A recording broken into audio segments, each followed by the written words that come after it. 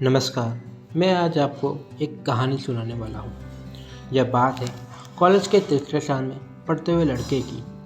लड़के का नाम था आयुष।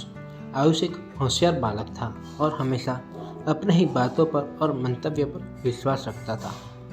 जैसे वो और उनके बाकी साथी थ्रू आउट गुजराती मीडियम में पढ़कर आए थे और कॉलेज में सडनली उन्हें इंग्लिश मीडियम में पढ़ना पड़ा, जिससे वो मानता था कि अगर टीचर्स उन्हें इंग्लिश में पढ़ाए परंतु उस विषय को गुजराती में भी समझाए तो ज़्यादा अच्छे से समझ पाएंगे। पर एक मैडम मानती थी कि इंग्लिश मीडियम के स्टूडेंट को टोटली इंग्लिश में ही पढ़ना चाहिए, जिससे उनकी इंग्लिश अच्छी हो। इसलिए आयुष और उस मैडम की कभी नहीं बनती थी, पर मनोमन दोनों ही जानते थे कि आयुष इस कॉलेज का सबसे काबिल लड़का है और आयुष को भी पता था मैडम का इंटेंशन बच्चों की इंग्लिश सुधारने के लिए था। मानसून का टाइम था।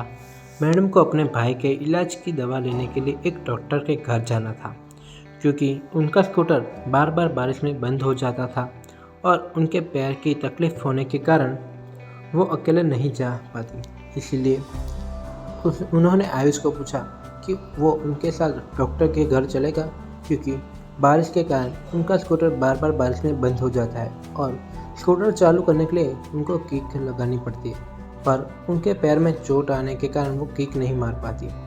तो आयुष को मैडम को ऐसे मुश्किल हालत में देखकर आयुष मैडम की हेल्प करने के लिए राजी हो जाता है। वो अपने साथ अपने एक साथी मित्र को भी ले जाता है।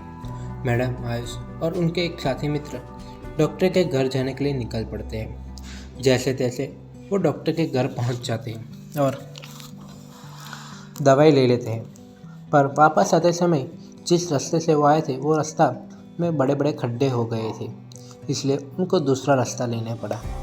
और दूसरे रास्ते से वो जब जा रहे थे तब वहाँ उन्होंने एक बाबा जी का घर देखा जो काफ़ी विशाल था, जिसके बाहर बहुत सारे ऐसे रोगों का इलाज कर रहे थे जिसको डॉक्टर भी ठीक न कर पाते, और इसी जगह पर स्कूटर बंद हो गया।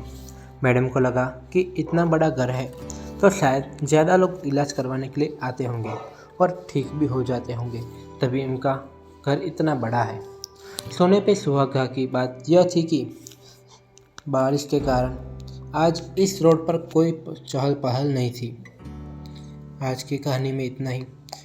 आपको क्या लगता है कि वो बाबा असली में लोगों का रोग निदान कर देते होंगे? क्या मैडम उस बाबा से इलाज करवाने के लिए जाएगी? जानने के लिए अगला एपिसोड देखिए। Thank you.